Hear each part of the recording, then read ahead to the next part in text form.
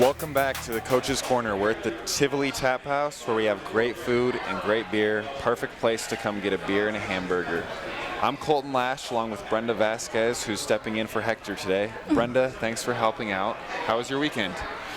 My weekend was all right. I had 2 soccer games on Saturday and 1 on Sunday, and I kind of messed up my hamstring and my quad muscle Sunday, so it hurts to walk. So I had an all right weekend. How was yours? It was great. I mean, anytime that the Broncos win and we go into Monday, it's a great start to the week, so I'm super stoked about that. Who do we have on the show today? So our men's soccer team had a great weekend at home, so we have to bring in Coach Hank Lewis, who led the squad to 2 wins. And then also with men's soccer, we're going to bring on sophomore striker Jaime Gutierrez, who's been doing a great job with the squad here in his first 2 seasons. And how about some softball in October? We'll bring on head coach Annie Van Wetzinga to give us an idea of how her squad is coming together in the fall. Brenda Vazquez and Annie Van Wetzinga on one show. The audience is going to love this. Before we bring on our first guest, let's catch up everybody with some Roadrunners news. So the men's soccer team took on South Dakota Mines last Friday. The squad piled up 4 goals to take down the Harden Rockers by a final of 4-1. 4 different Roadrunners netted goals, and freshman goalkeeper Nick Jansen earned his first win, making 4 saves in his collegiate start. The volleyball team took care of business at home this weekend. Alexis Brenda racked up a game-high 13 kills to help lead the squad to a 3-0 sweep of Colorado Mesa. Coach Jenny Glenn's squad would also sweep Western Colorado the following night and improve to 6-0 in the RMAC. MSU Denver is the only unbeaten team left in the conference. The women's soccer team had a tough weekend, earning a point in the 0-0 tie against Dixie State on Friday while falling 1-0 to Westminster on Sunday.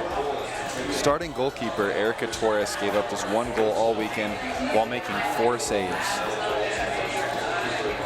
The cross-country team hosted their annual Roadrunners Invitational at Washington Park. The men were led Yanni Keful, who was the top Roadrunner to finish, and his squad would win the race, earning the trophy. Alden Gurdale from the women's team finished first among collegiate runners and helped her team finish 2nd overall at the meet. And finally, our men's tennis team had some solid performances come from the ITA South Central Regionals this past weekend. 4 Roadrunners reached the final 16, which included David Kijak, who advanced to the quarterfinals despite entering the tournament unseeded. We now welcome in the head coach, Annie Van Wetzinga, softball team.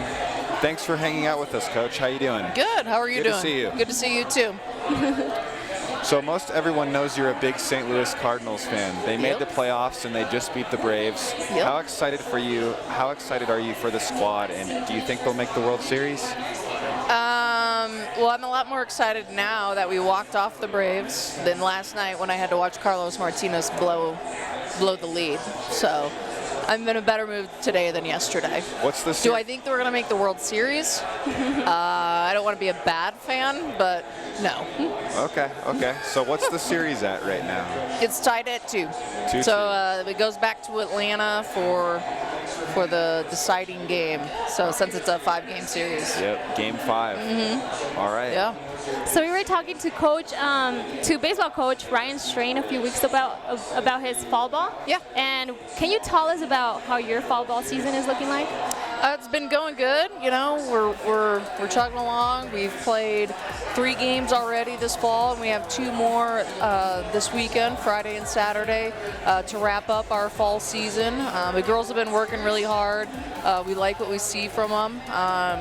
We definitely have still some development to do and to work on, but that's to be expected. It's only October, but really cool group, hard workers, so it's been fun. So what's the competition like during fall ball? Are the veterans pretty secure in their spots? Are the freshmen trying to prove themselves, or is it more of a learning experience for everybody? I would say learning experience, because whether you lose a lot of players and bring in a lot or it's a little, each team's vibe is different each year. It's a little bit different personality, and so I think one of the biggest thing is them just kind of coming together and getting to know one another and gelling as a team. In terms of positions and kind of a pecking order, each year we kind of push reset. We kind of have some people that, might be tough to beat out, this and that, but whether they're a returner or someone new we bring in, we kind of expect them, everybody's there to compete for a spot and to get after it. And honestly, this is probably the deepest group we've had in terms of very, very little fall off from player to player. So we have a lot of options, which is cool. Yeah, that team chemistry is always huge. Yeah, absolutely. So we know that most fans and families know that the spring season is when you play your big schedule and it gets a lot of pub. But how important is this fall time with your squad, and how much does it identify what you and your team is all about? Like I said, it is big. It's important. It's totally a different feel. Like, there just isn't as much intensity as a spring season. Our approach is much more about teaching, fundamentals, some going over some X's and O's stuff, and not that there isn't that in the spring, but, and we've told the girls this, then we transition to spring, it's more about us kind of talking about energy and the mental side and making sure we're set up for success that way. Like, we tell them if, we're still talking about the same things in September and October as in February and March, then we didn't carry over how we wanted to. When it comes to spring, hopefully they can just kind of play and get after it. And like I said, I think this group's been great. Whether they've faced a challenge in practice or on the field against another team, each time they've done an awesome job of bouncing back the next time they've gotten on the field and been in that same situation and improved a lot. At the end of the day, as a coach, you can't ask for much more other than a team constantly improving, and that's kind of what they've been doing. So last Saturday night you had your alumni softball game. Tell us how that turned out. How did that go? It was a hoot and full of energy, like always. It's great to see those faces back on campus and reliving some great memories, with a lot of great personalities. And so it was good. Nobody got hurt, at least on my team. I actually have to check on a couple of alums. But it's cool. We had a really good turnout. Actually, some alums from back in the 90s, including Nancy Kogel, who was inducted into the Hall of Fame, was there. And then we had a lot of recent alums too. So it was fun. It always is. And I don't get to see a lot of them very much, the ones I coach. So it's fun to catch up with them. So were some of those alumni still making plays? They still got it? They think they were. So, sure. All right. Yeah. So speaking of former players, I know you just mentioned Nancy Kogel, who was inducted in the Hall of Fame. Yeah. Nancy played softball from 1988 to 1990 and was also a great volleyball player with the Roadrunners. Can you tell us about this former superstar? Yeah, I think, cool that we are able to recognize Nancy. You don't see very many dual sport athletes anymore. And so that was, I think it's a special thing, and that in itself is noteworthy, to be able to succeed at both sports at that level. I know she has either up in our record books or even I think has a couple of records still in our softball program, so was a good player. And I don't know when the last time she's been back to campus, so it was cool to kind of have her back and to be able to honor her. So we're going to put you on the spot right now, Coach. Cool. Of the players that you've coached here at MSU Denver, do you foresee any Hall of Famers, future Hall of Famers? I'd like to think so. The ones we have some that rank high in categories, that's for sure. How many wins Cassidy Smith had, and she was in the middle of a ton of success as a starting pitcher pretty much all 4 years. It's hard to overlook that. Aubrey Maw was a part of a lot of great stuff, was a pitcher of the year.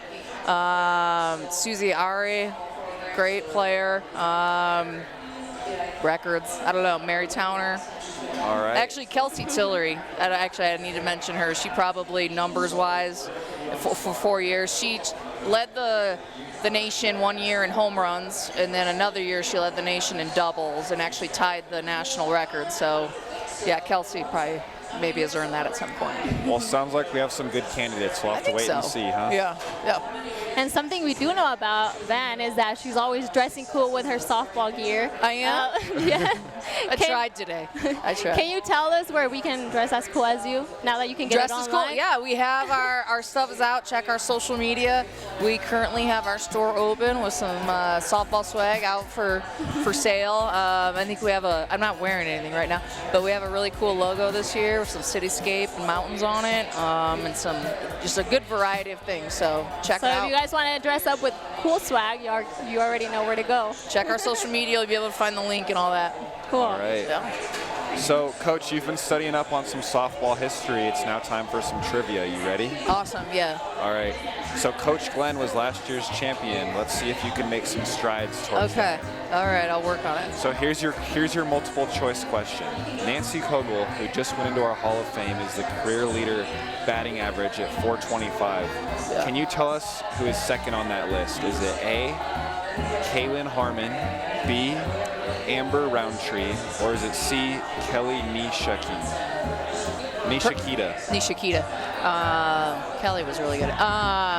All those girls were really good, but I am pretty confident it's Kaylin Harmon. Correct. She had 2 really good years here after transferring in. That's correct. Good job. Yeah. So, Coach, we do have a chance for a bonus point, and that is, what was Kaylin's career batting average? And if you're close, we're going to give you the point. Nancy's was 425. Yep. Is that right? Yeah. Yeah. Kaylin's, I'm going to say, was 410. No, not close enough, Eric. Was it higher? Was hers higher or Lower. lower? 402. It was 3.8. Was it not above 4? 0.389. 390? Yeah. 390. 390, All right. yep. I was trying to Good be nicer. try, I was good trying try. to give Kaylin a little bit more love. Well, Coach, thank you so much for joining us. Absolutely. We hope that your Cardinals make it to the World Series. I do too. That would be amazing and honestly quite unexpected. And we will see you back here in the spring. Is that right? Yep. All I'll right. be here. Thanks, you So, guys. Time for a break, but stay close. We're bringing on Hank Lewis, our men's soccer coach. You're watching Coach's Corner. In the heart of the city, Metropolitan State University of Denver is holding the line on the American dream. Our students come from every background and experience. They are tenacious, purposeful, entrepreneurial. They choose the highest quality and best value in Colorado higher education, and they choose their own roads for more than 70 undergrad and graduate degrees. Relevant, hands-on, and affordable education. Discover your road to success at msudenver.edu. Hi, I'm Kayla White, junior outside hitter for the volleyball team, and you're watching Coach's Corner. Get rowdy! I said Coach's Corner. You did? You did. Hi, I'm Kayla White, junior outside hitter for the volleyball team, and you're watching. Oh! I got it right. Hi, I'm Kayla White, junior outside hitter for the volleyball team, and you're watching Coach's Corner. Get rowdy! Perfect. Great. That's solid. Welcome back. Before we bring on Coach Lewis, we want to tell you about a fun event taking place right here at the Tivoli Tap House. It is now October, and the Tap House has come out with their own brew for the season. It is the Rowdy and Proud Oktoberfest Marzen. It is an official Tap House brew, and from every beer you buy, $2 goes towards MSU Denver. So get over here to the Tap House and taste their new delicious brew, the Rowdy and Proud Oktoberfest Marzen. So now we welcome in Coach Lewis from the men's soccer team. Coach, thanks for being here again. What's happening, Good guys? to see you. How are Good to you? see you. Glad to be back. Awesome. So you got to hang out at the Athletics Hall of Fame this past weekend. What was that like to see the 2007 men's soccer team go in and chat with former coach Ken Parsons? Well, Kenny's an old friend, so it's great to see him again. I haven't seen him in a few years, but obviously everyone in the kind of Colorado soccer community knows about that great team and the years that he coached here. So it was great to meet him in person. It was great to give them a chance to see what we're trying to put together and how we're trying to continue the legacy. But whenever you get a chance to see great competitors and get a chance to learn their stories, you hope to add to that and you hope to learn from that. So I felt very honored to be connected to that as a witness and as a new part of this community. Awesome. That's good to hear. Yeah. So our coach Eric over here was telling us that you had your entire team on the field for soccer practice for the first time all season. How do you think that led to your success this weekend? I think it's just great when you have more guys can be connected together. The guys are always there, but because of injuries or illness or what have you, it's been great to have them all there together. And a big part of what we've been trying to build is a team-first mentality. So to have two games this weekend and have guys really put it in for each other and really feel for each other, I thought it was just a great team atmosphere. So more than anything else, it was just like having the whole family there. So you took on South Dakota Mines on Friday, and you took care of business 4-1. How did it feel to finally get that first home win, and doing so on homecoming weekend in front of the 07 men's soccer team Hall of Fame? Well, like I said, it's nice to be walking off at the half and be up 2 goals up, and as you're walking past all these great soccer players, be able to show, hey, we're trying to do something on the field that honors what you're doing. But, and you know, statistics-wise, one of the seniors was telling me they'd never really been able to get more than a 1-goal differential over South Dakota, so that was also great. But more than that, for both games, it was really about how we played, and to have guys have them fill their roles and have guys do things for the team and play a certain brand of soccer. That's what was really special. Yep. So yes, it's nice on our own field, but it was just great to put more of that product that we know we have on the field in front of the fans, in front of the alumni, in front of those honorees. Exactly. You kind of got the double whammy. You win at home in front of their team and with your team. So. Exactly. Exactly. So in the win, you had 4 different Roadrunners score goals, and in the season, you have 10 different players with goals. Do you feel you have a well-balanced offense where the offense can come from many different options? You know, we didn't plan it that way, but I think a byproduct of us trying to have a team-first mentality. There are a lot of sessions we have where sometimes in practice, we will favor points for assists over goals because we want guys to be threatening offensive players but also be able to see options. So it's not that we sort of planned it that way, but I think it shows the example of the kind of guys we have, the kind of unselfish play we have, and just simply the kind of dynamism we have in attacking and going forward. So, Coach, you took on Colorado Mines on Sunday, a team that you're familiar with. What was it like to be on the other side of that sideline this weekend? You know, I would say in the hours up to it and the hours afterwards, it was really emotional because those are guys that I've known. I've recruited them with some of those guys. I know them well. Both those coaches are really good friends. But as we were in our pregame with the guys and I was talking about Colorado School of Mines on film and on paper, I kind of noticed myself and I made a comment, hey, I'm looking at this objective. This is a team that we have to go through. And so there wasn't emotion once it was time to get down to business for the game. What I liked, though, was the spirit of the game. It was competitive, but I thought it was fair. And I think the best way to honor an opponent is to give them a serious game. Yep. But you saw some moments that I thought were really great in terms of sports. At one point, one of our players, Braden Forrester, won a ball off a very hotly contested ball, had a cramp, fell down, and one of the Mines players was helping with his cramp. And then, you know, when our guys were spotting the ball after the foul, you know, I had a chance, hey, let's put it back where it needs to be. So I think that's supposed to happen in sports anyway, but I don't think it was like we were trying to be nice to each other. I think we just wanted to make sure it was a strong, competitive game, just like 2 heavyweights fighting it out. And, you know, we're trying to be where they are. And I think we sent a message that, you know, we can give them a game. Absolutely. Good sportsmanship and competitive game. That's the way to do it. Yeah. So the RMAC knows about Ben Overholt, the great scorer for the Ore Diggers. We felt both Elijah Fenton and Braden Forrester played incredible to slow him down. Was Overholt a key to stop in this game? I think Ben is a very fast player, and one of the things that Mines does really well is they invert their forwards. So he can be fast on one line, on one channel for a while, and then you kind of don't see him, and you kind of forget he's there, and then he shows up again. But I think he's a player that our guys, we prepared for him. So I think our guys knew how to handle them. I don't want to say that you can't handle a great athlete because he can always do something to surprise you. Yeah. But I think it wasn't just Elijah and Braden handling that. I think it was what happened in our interior. You know, Ben Brill was able to back him up so they knew they could really go at him. So again, it was just a bunch of guys supporting each other so that if he got past one, we had some other layers. Yeah. So Mines got on the board in the first half, and it looked like their score was going to hold up until your squad finally broke through, Coach. Take us through that goal, and what was your message to the team after that happened? We really didn't talk about it. We just knew all year long we've been fighting against teams. We've been down against teams and have been able to come back. I think the flip side has been oftentimes we've been the ones that have been up and have had teams come back on us, or we fought back and almost gotten back to a tie or a win. So I never doubted that our guys would continue to fight. Again, that's the manner in which we play. Yep. It's a very special thing to have a highly technical team that also works hard, and that's just some of the growth from our preseason.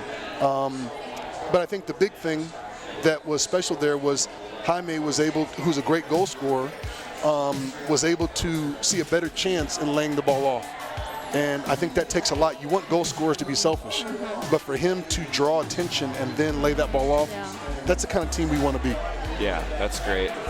So you mentioned Jaime on that assist. We're going to have him with us on the show. Tell us about him a little bit, and what do you think when you saw him put on the luchador mask after his goal on Friday? I actually didn't see it, so I kind of only saw it in replay. I think he's a player that works very hard. There are players that, there's an old saying from Diego Maradona saying every team has to have piano players and piano carriers. He's a great combination, a very stylish player, but he works very hard. So I think there are moments when he has a chance to celebrate. I think he's earned it. I asked him, I was like, where did you get that from? Like, where from? And he's like, I had it right here just throughout the game. Yeah. Coach, always a pleasure to have you on the show. Thank you so much for joining us. Appreciate it. Look forward to great luck on the road this weekend for you. Thank you. So before we take our break, Brenda, it's that time again, the tweet of the week. It comes from our athletics account where we got Alden Goodell's second place finish at the Roadrunners Invitational on video. While she was second overall, she was the first collegiate finisher, helping her team to a second place finish. Great job, Alden, and great job, Nate, for always putting together amazing graphics and tweets for social media. Time to step away, but we've got the amazing luchador up with us next, and Jaime Gutierrez. You don't want to miss that.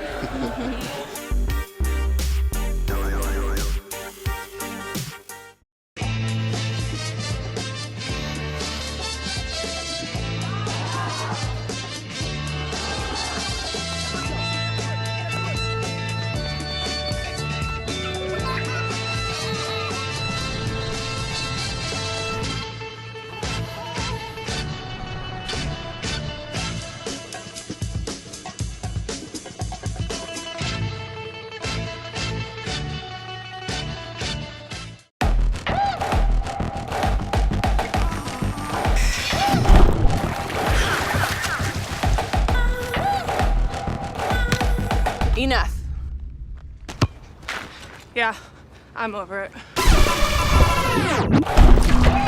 We shouldn't need commercials to tell you we're powerful. No thanks. Genders don't play sports. Athletes do.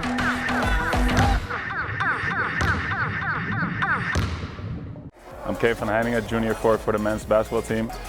So here's Stoudemeyer. That one is vehemently rejected by Kane Van Heinigen. And you're watching the Coach's Corner. Get rowdy. So glad that you're back with us. Thank you for joining us.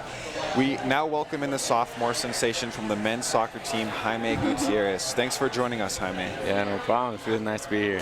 How you doing today? I'm doing really well. How are you guys? Doing great. Really good. Doing great. So last year you were named the RMAC's Freshman of the Year. Tell us how that first season went for you, and were you surprised to see the success come on so quickly? I mean, it was, last year was a really good season for me.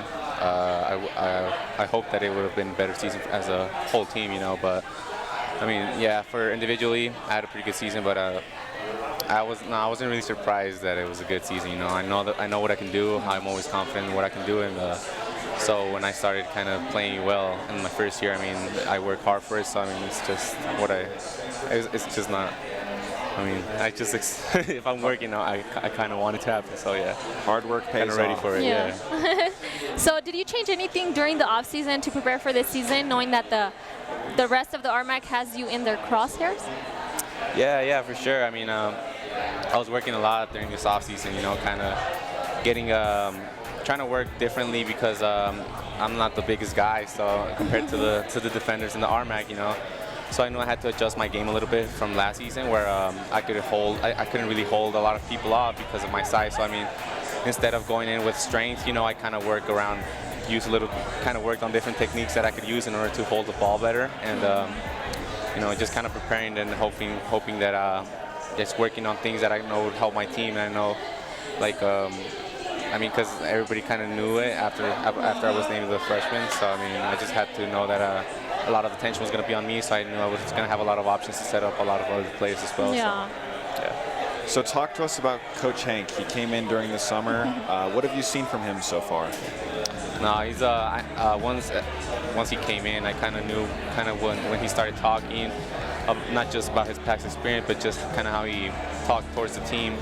I knew that he was a guy that he knew what he was doing. You know, you could see it once he kind of started coaching the first couple of sessions. You could see that it was a guy that came in with a lot of energy, and he had high expectations for us. So I mean, it was really nice to see him come in and just kind of tell us what he was expecting from us, and kind of show us that that just because he came in late, he didn't expect us to have a bad season, you know, just because of the adjustment period. No, he was in, and he's like, no, we're gonna get this done because we have to, you know, no excuses. That was his thing. Yeah, speaking with Coach Hank, I could definitely see how he set the bar high. Yeah, sometimes you need that little extra push, right? Yeah.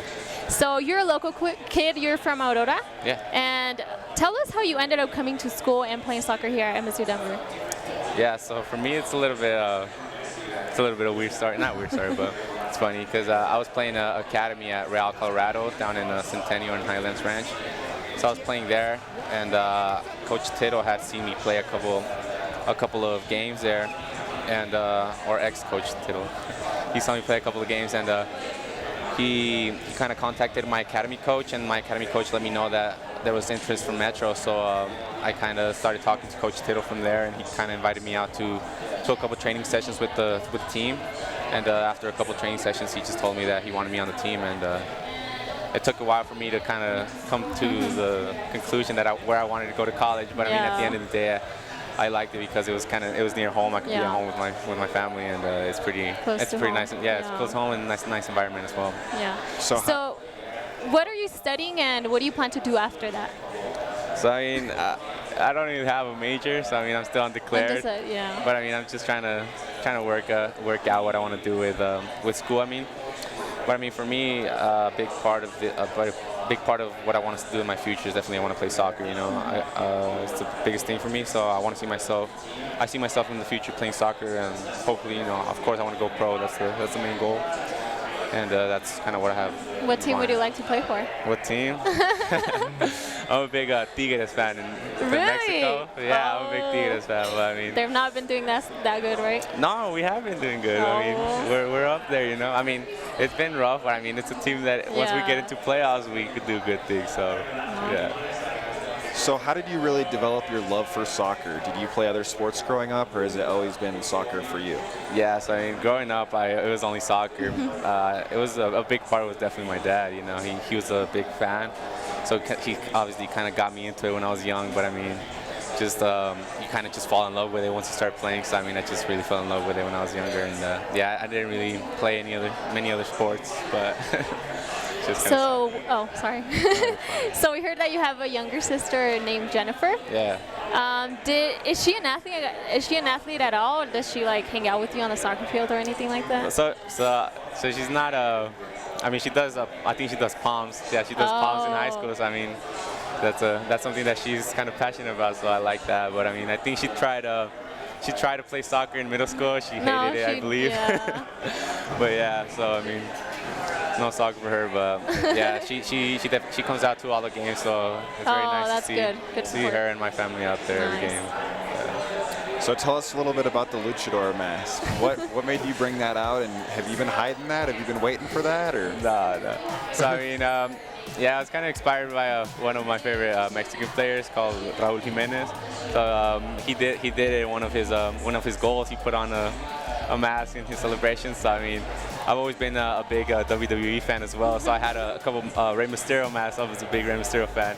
So I had a couple masks around, and one time I saw it, and I was like, oh, I just saw it because and I was like, oh, this is perfect, you know. Especially it kind of came in time with Hispanic heritage. So I mean, it was the green and Mexico color. So yeah. Nice. So you have scored quite a few goals in your Roadrunner career. Was there one that standed out the most to you? I mean, I think just kind of off the top of my head, my first ever goal that I scored, it was just a big, a great feeling, you know, because it was I think it was like my second college game.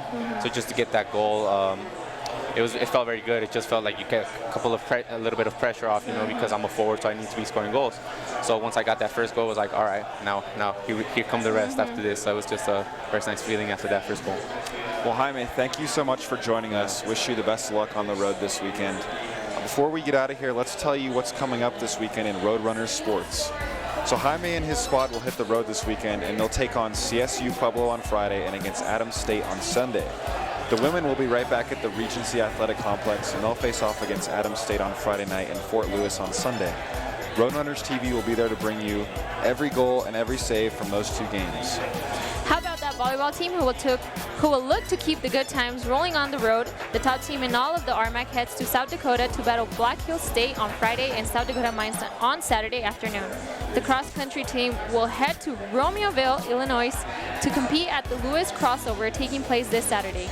And finally on Sunday, the men's and women's team will host the MSU Denver Pro-Am at the RAC. So a lot going on this weekend. Keep up with all of our sports at roadrunners.athletics.com. So that's going to do it for this week's episode. We want to thank Coach Van, Coach Lewis, and Jaime for taking the time to be here. Also want to thank Brenda for joining us. I'm sure we'll see her again very soon. Yeah. I'm Coltin Lash. Thanks for joining us today, and we'll see you next week on the Coach's Corner.